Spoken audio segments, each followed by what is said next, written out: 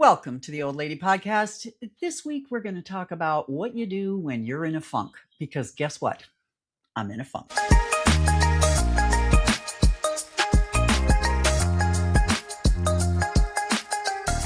It was a bit of a rough week here at Shea Snark. When I talked to you last Monday, everything was good. Tuesday, good day. Got a lot done. Felt really good moving into things. And then Wednesday, I had some difficult conversations on Wednesday. Some things were said to me and revealed to me that were upsetting.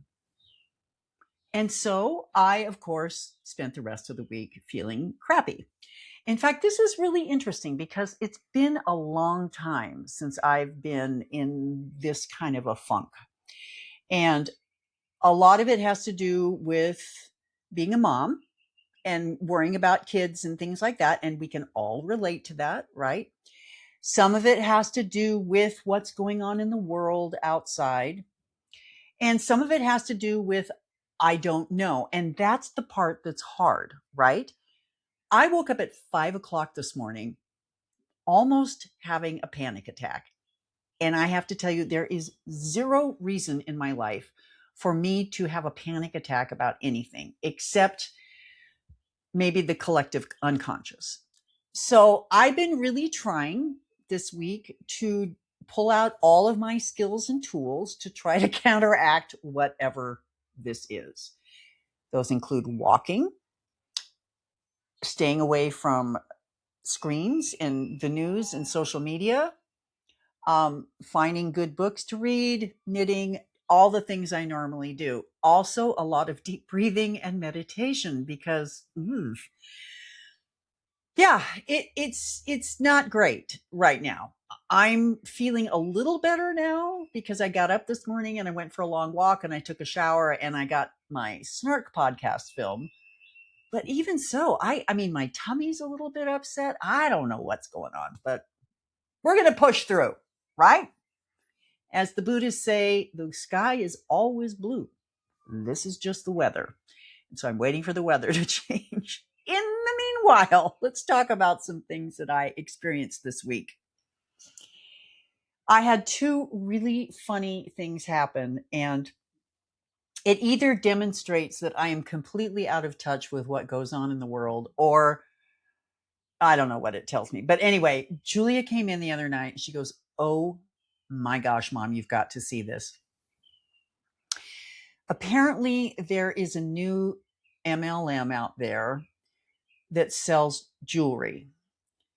And the way they sell it is on TikTok, and it's a live event.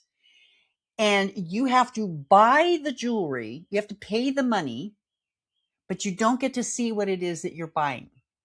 And then the person holding this selling thing on TikTok, you pay the money, they see that you did this, and they turn around and they go and they get from their stash 3 little styrofoam boxes that are about yay big.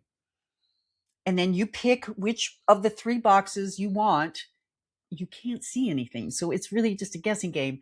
Then, and this is my favorite part, she gets her cauldron and drops the one that you chose into the cauldron. It dissolves the styrofoam, and she picks it up with tongs, and it's this wrapped, and she holds it up. It's all the influencer things where they tap their fingernails and they hold it up. And she's holding this thing and she's like, "Oh, look I can see the silhouette on this." And she unwraps it. And this is what you pick. Anyway, the idea is if you don't like what you came in the cauldron, you get to pick from something else. But anyway, Julia did this and we were watching this, and every one of these pieces of jewelry seriously looked like they came out of one of those 25-cent claw grabber things. They were really very cheap looking, but I was intrigued by it reminded me of a carnival hawker, trying to get you to come in and look at the thing and to get your money, and very swift talking. and this sort of gimmick of the mystery of putting a styrofoam box in a cauldron, and there's foam and smoke, and that was one thing. Then the other thing that we got, and maybe this is a thing, I don't know, a person that Julia knows, whom she has not had contact with in maybe 10 or 15 years, sent us her son's graduation announcement. Lovely, very kind. On both sides of the announcement was a QR code for the kid's Venmo account. And I'm like, okay. I mean, if I knew the kid and I had a relationship, that would be very handy for me to send him money and thank you for graduating and congratulations and all that. But we haven't heard from this woman in 10 years at least. And it's like, Julia's like, I don't quite know what to do here. So I don't know. I'm just kind of flummoxed by this whole thing, but it's very 21st century, right? I mean, we all, and I want to say this, look, every one of us is fighting a financial burden right now. Let's face it. I don't care if you're very well employed. Things are just a whole lot more expensive than they were a year ago. And so if this is a mom who's worried that her kid isn't going to have any money for college or whatever, I get that. But there's no context to this. It's just a QR code and his Venmo name. And anyway, fine, great. I just wanted to share these things because they tickled me. Maybe that's not the right. They surprised me in an interesting way. Let's just put it that way. But they were kind of a, wow, that's one way to do it. Friday night, was it Friday night? No, Saturday night. Julie had been gone all day. She went on a long bike ride and she was taking care of herself. And Sam had concerts and rehearsals and things. And I was home alone. But when everybody got home that night, I had read that Eurovision was, the big song contest they have in Europe where all the countries compete. And I read that it had been last week. And then I kept seeing memes from the movie Eurovision, The Story of Fire Saga, which is the movie that was made, 6 years ago with Will Ferrell and Dan Stevens and Pierce Brosnan. It's a comedy. It's hilarious. It's so over the top. It's ridiculous. And Dan Stevens as the Russian pop star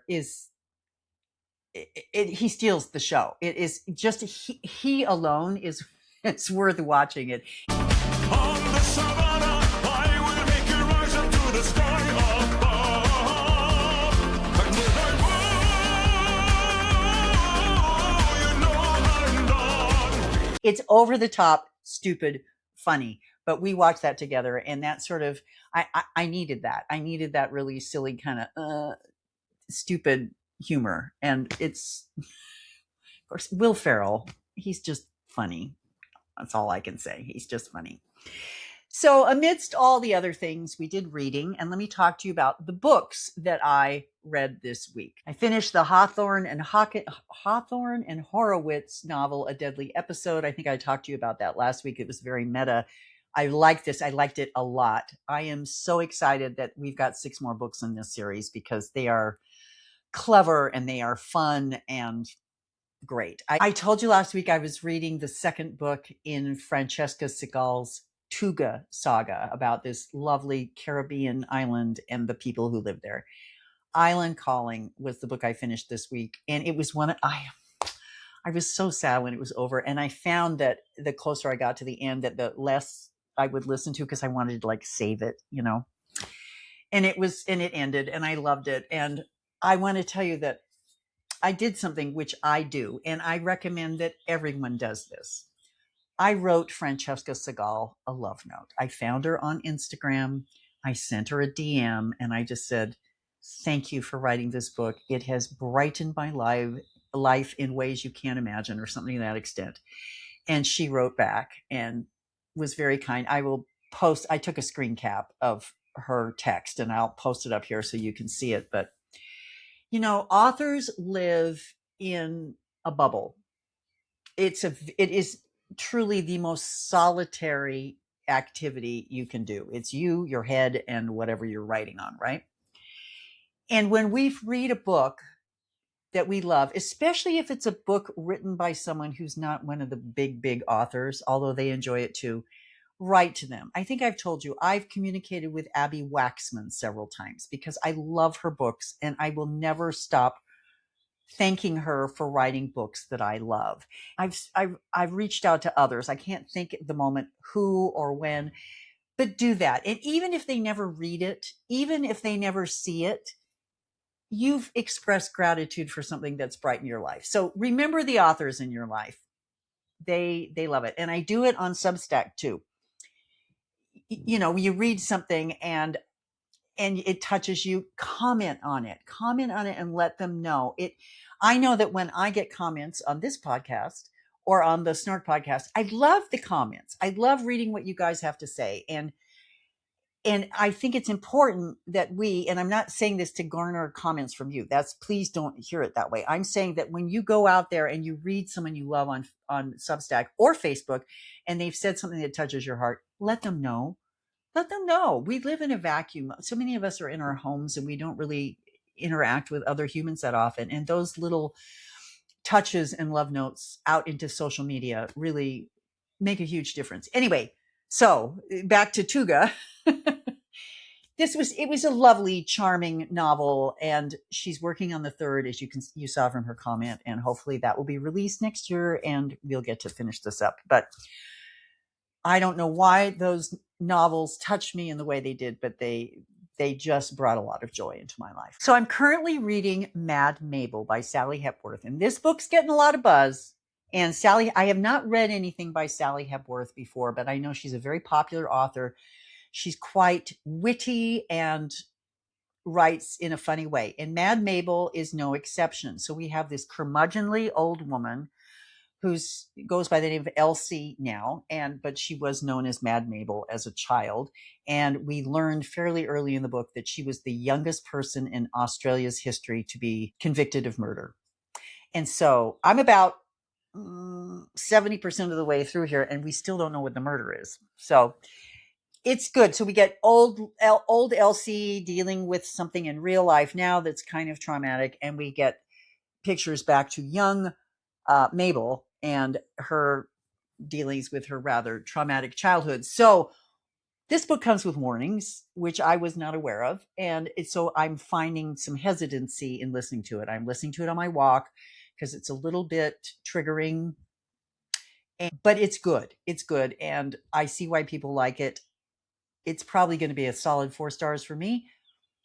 I should finish that up in the next day or two. The other book I'm reading is called Austen at Sea by Natalie Jenner. And this book is ending up being much different than I thought it was going to be. But basically you have people from America who travel to England to meet Jane Austen's brother, the last living Austen. And they've corresponded and they love Jane Austen. And also on this boat is Louisa May Alcott, random, and she is going to meet with Dickens. And so they get to England, things happen, they meet Austen's thing, and now we're back in America and other things are happening. And I like it. I like this book. I think in fairness, I have not paid as diligent attention to it as I have other things I've been reading. And so sometimes I'll kind of tune in and go, I wonder what they're talking about. So that's my own fault. But one of the cute things about this is that the Supreme Court justices of Massachusetts meet together once a week to discuss Jane Austen's novels. And they get into quite heated debates about what the various books mean and the symbolism and stuff. And that is cute. Anyway, interesting book. It's okay. It's good. Again, my fault. It's very much written in the style that you would read a book of the period, right? The language is a little bit archaic, which isn't a problem. It's not a problem. It's not what I expected, but it's still good. Still good. So we've got some new books coming out this month that I want to kind of tell you about because these are authors that I love. Lori Frankel, and I've read Lori Frankel books and we've talked about it. She writes these wonderful character-driven stories. And this one is called Enormous Wings. And from what I've read of the synopsis, it's going to be a little wild. It's like this 70-year-old woman has a baby.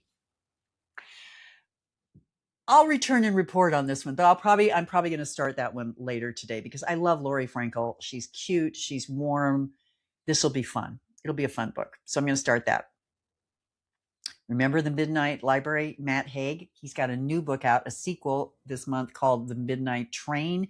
I'm sure that's going to be great. Let's all buy that from dear Matt. I love him. His books are just beautiful.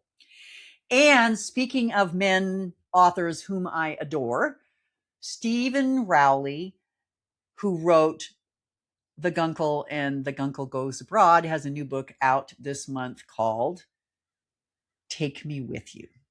And speaking of, that's the other author I communicated with.